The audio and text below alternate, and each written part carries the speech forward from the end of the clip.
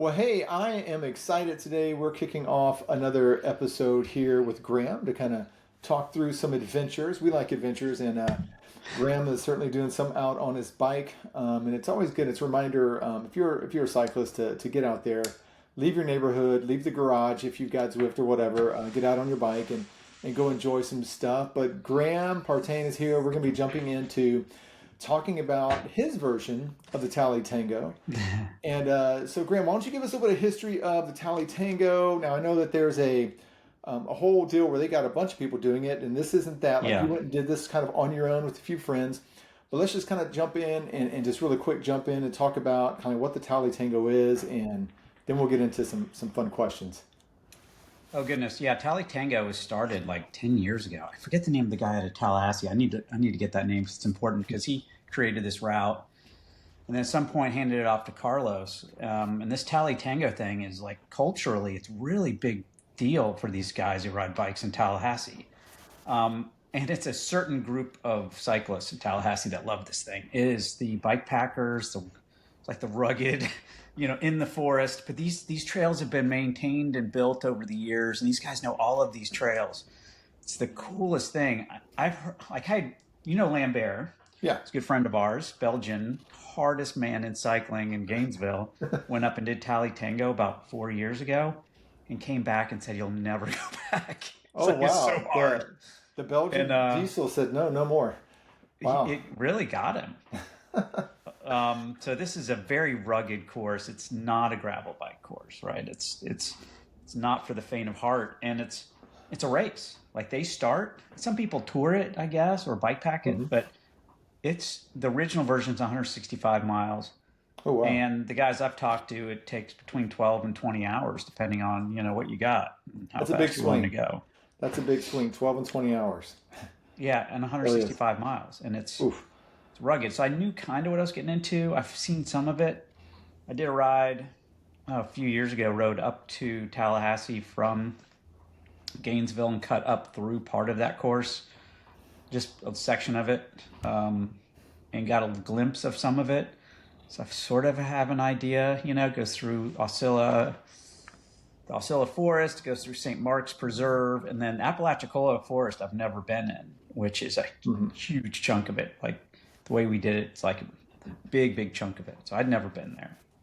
It's an interesting event, and it's been very popular, Yeah. sort of a cult classic in Florida, I would call it. And I think Carlos with single track, they normally do that, and it's in October. I think we were going to do it this past October. Then we had that hurricane, well, several hurricanes, Yeah. but kind of messed things up, and ended up just not working out. But it looked like I was looking forward to it. We were going to do the gravel version, which there's a light, Yes. This is new. but it's The light longer. version is new. It is new and it's longer. It's 220. Yeah. So we were planning on doing it. Hurricane changed the course quite a bit, shortened it some, Hmm. and then we ended up not being able to do it. So, and which was disappointing. So I was really looking forward to getting up there and doing Yeah. this route. And at the time, I didn't have my current bike. All I had was my gravel bike. So we were just going to do the light because that's all I could. I didn't have anything to really do that Right. course. Yeah. You're So this is a makeup day. And so you set out, and I think that was so you set out there, and I guess as in grand fashion, you usually find other people to who are foolish enough to say, you know what, I think that sounds like a great idea. So I know you had a couple people with you, right, who jumped in with you to do this. Yeah, so I know some of these guys in Tallahassee just from doing some of Carlos's events. Met quite a few of them, and last year I met a couple of the guys. One of them, his name's Matt Borbs, the other is Chris Hudson. And Matt had said, like, hey, if you want to do it, just let me know because it starts 2 miles from his house. Oh, nice. And so I called him on like a Tuesday. I'm like, hey, I'm thinking about coming up there Thursday and touring the route. I've kind of put Yeah. together an idea of bike packing it, and bringing some drones and cameras and stuff. And he was all about it. He had been off the bike for like 5 weeks. He had some sort of medical procedure, couldn't ride.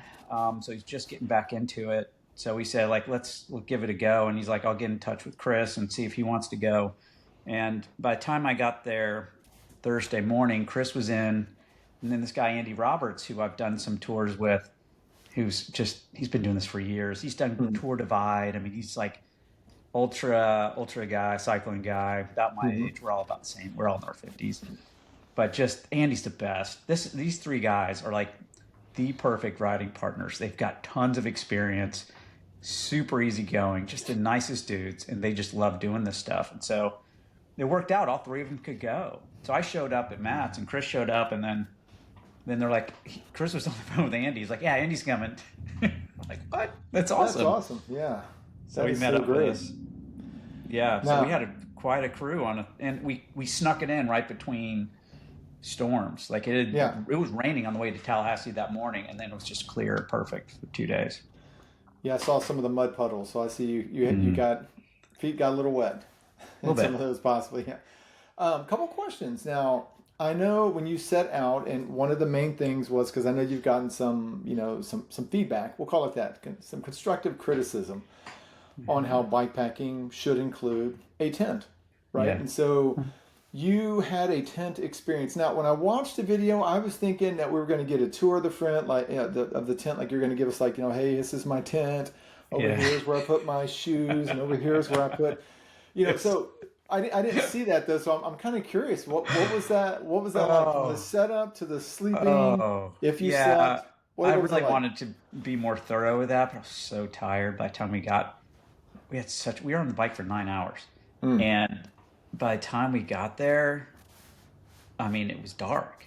yeah. And we just dumped our stuff. Well, actually, didn't really dump our stuff. We just checked in, made sure we had a campsite in Sopchoppy, and then rode to. Sopchoppy has nothing, by the way. I mean, there's a Dollar General. There's like some random gas station, and then there's like really nice brewery with a pizza truck. And we were unsure if the pizza truck was going to be there. Oh wow. So we're just like, we need food. So if there's no pizza truck, we're going to Dollar General. And Andy said something about making spaghettios.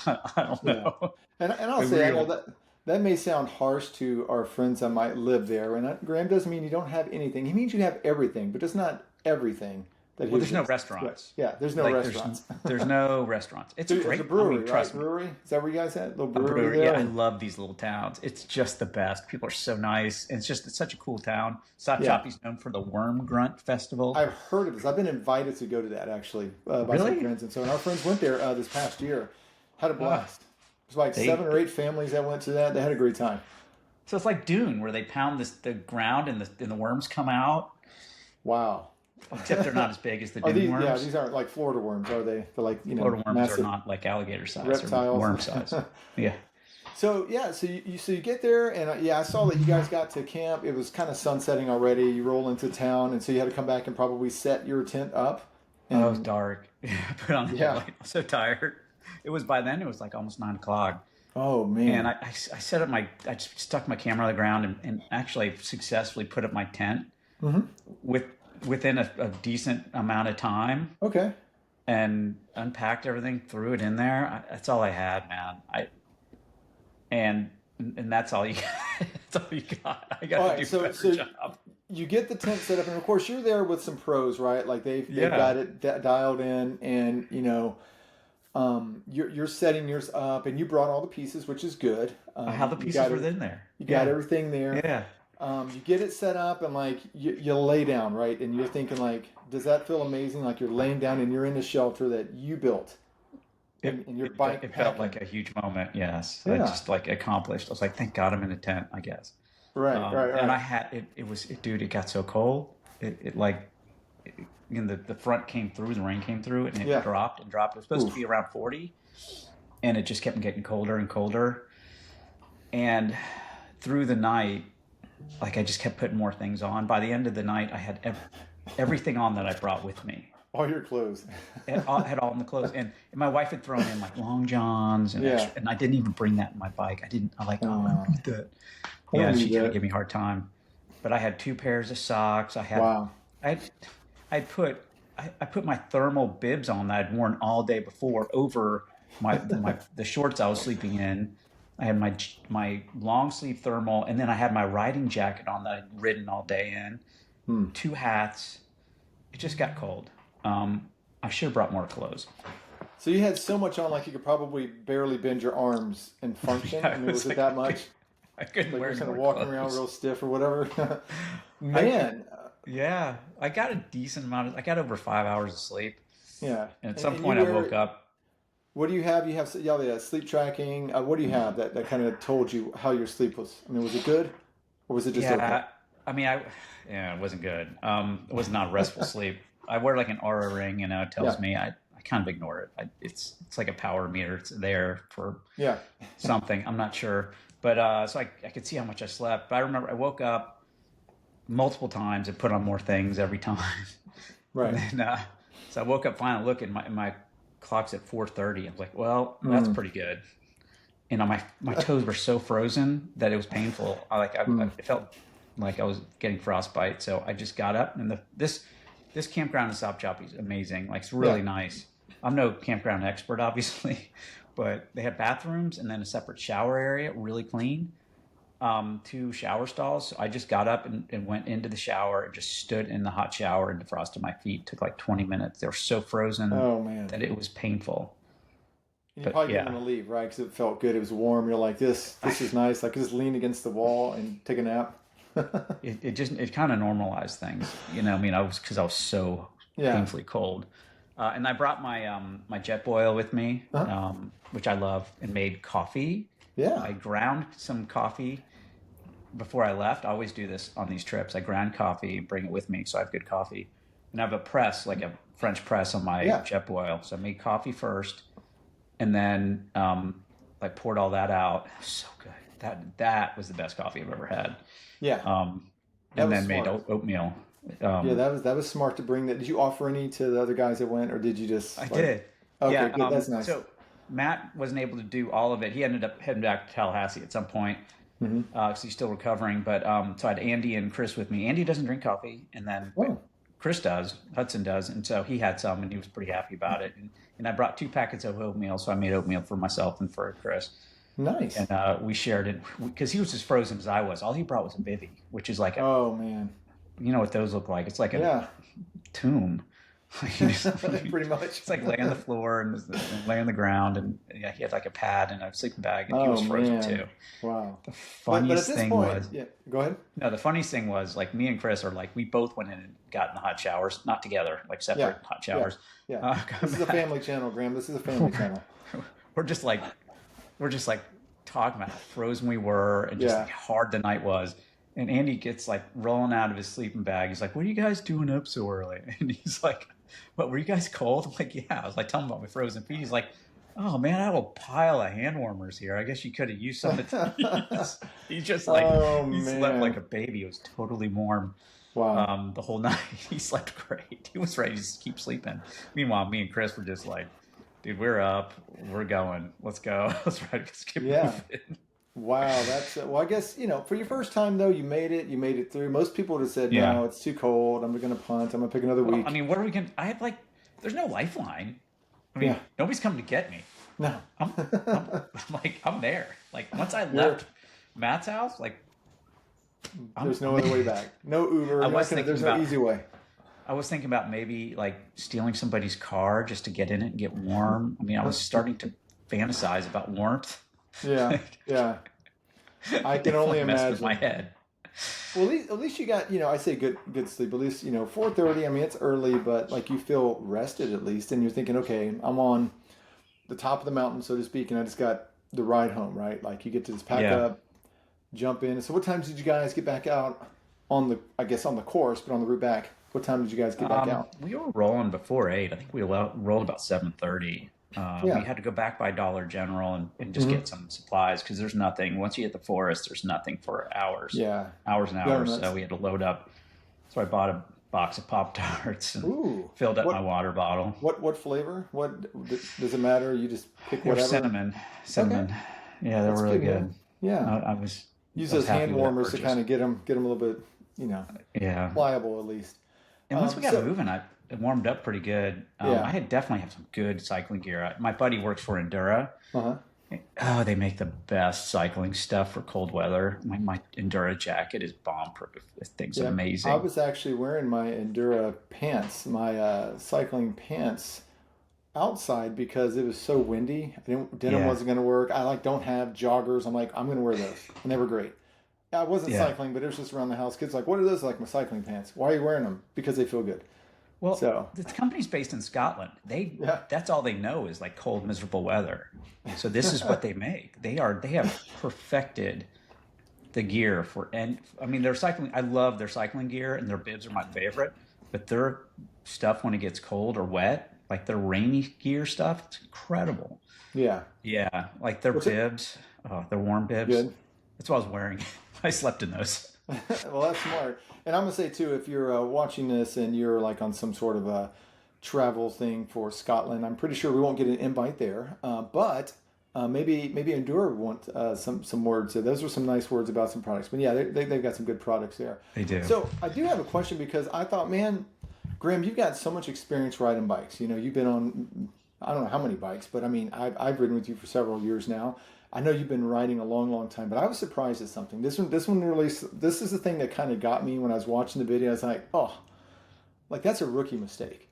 Like how could Graham make such a rookie mistake? And what I'm talking about, day two, your batteries die on your shifters. I mean, come on. What happened there? When did you feel that feeling inside thinking like that was not No, smart? that was yeah, because Hudson was on a single speed, and we were kind of making fun of him day one and day two. And as we're coming through the last part of the forest, nowhere near Tallahassee yet, but um, my shifter went out on the big my front derailleur went out. I was like, oh, I know what that means. Oh, And I wasn't sure how this one was programmed because it's a new bike, it's this new Firefly. And and then I had a few shifts left of my rear derailleur, and then it was over.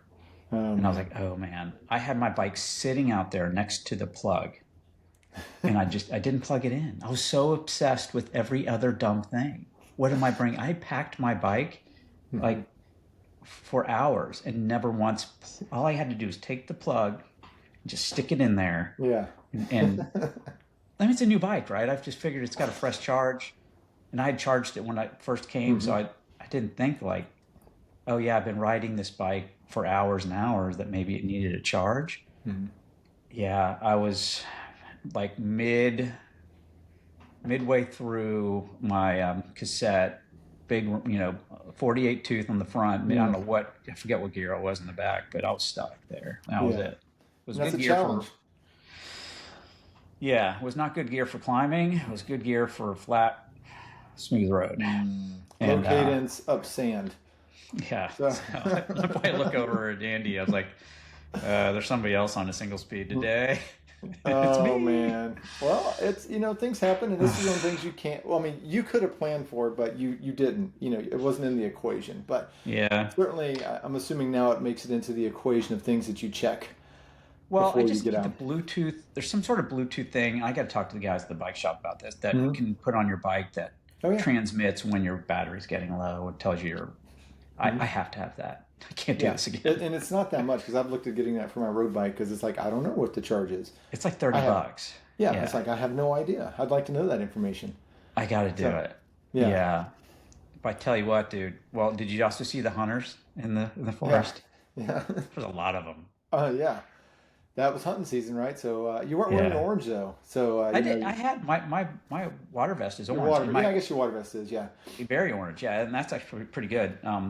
That Usui, I guess it is. Hmm. I bought orange because it was the only color they had available, and that's because it's the 2 liter. Yeah. It's kind of the smaller one.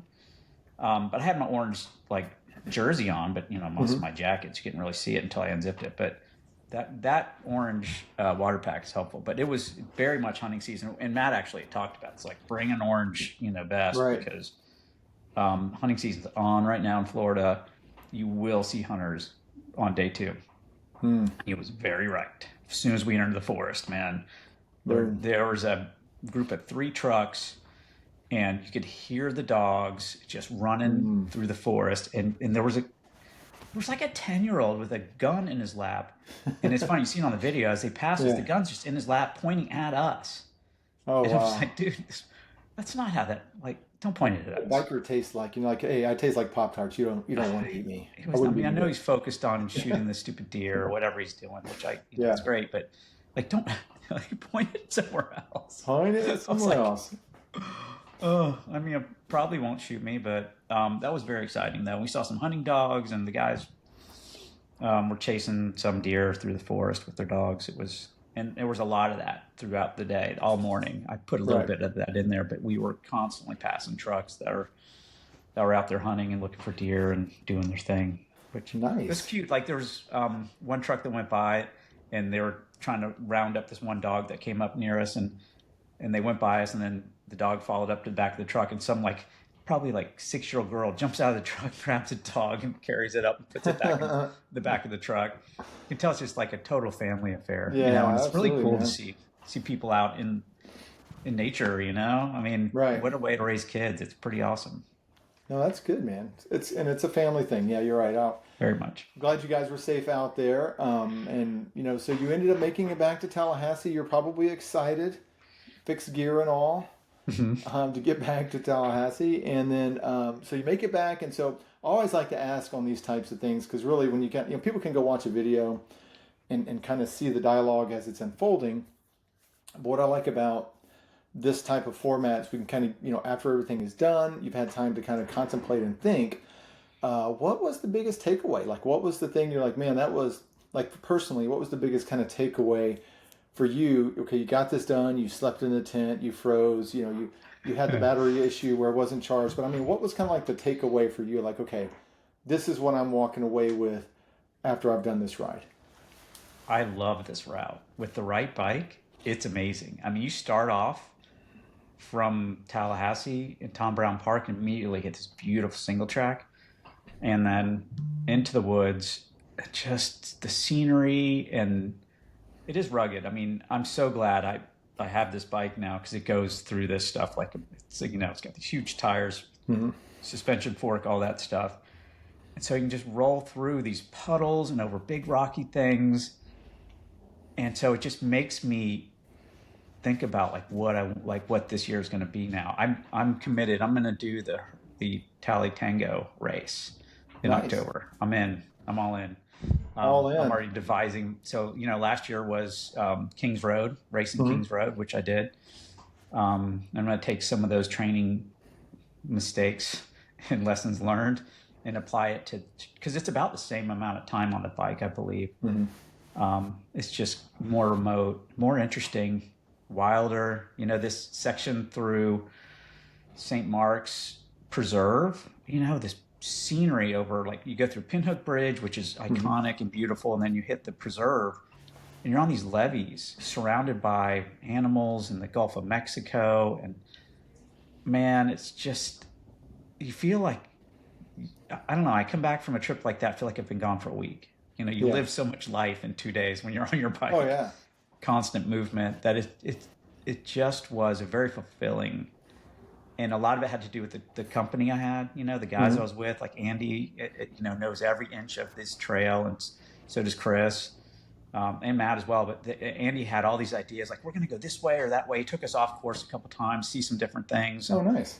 yeah, I mean, the combination of that course plus the guys I was riding with made it really very fulfilling. I came back just feeling like that couldn't have been better, even though even even though I froze a little bit, and I can't believe you didn't bring up the fact I lost my phone again, or Oh maybe you're. yeah, that's right. No, I was that I actually was, Graham, because I have a biggest regret that I was going to ask you about. Well, let's go ahead and jump into that because I always like to do a biggest takeaway. But since we're there, the biggest regret, I mean, because you did lose your phone. And what I find ironic is that you have the quad lock system, which I know a lot of people are Yeah, probably familiar with. I use it.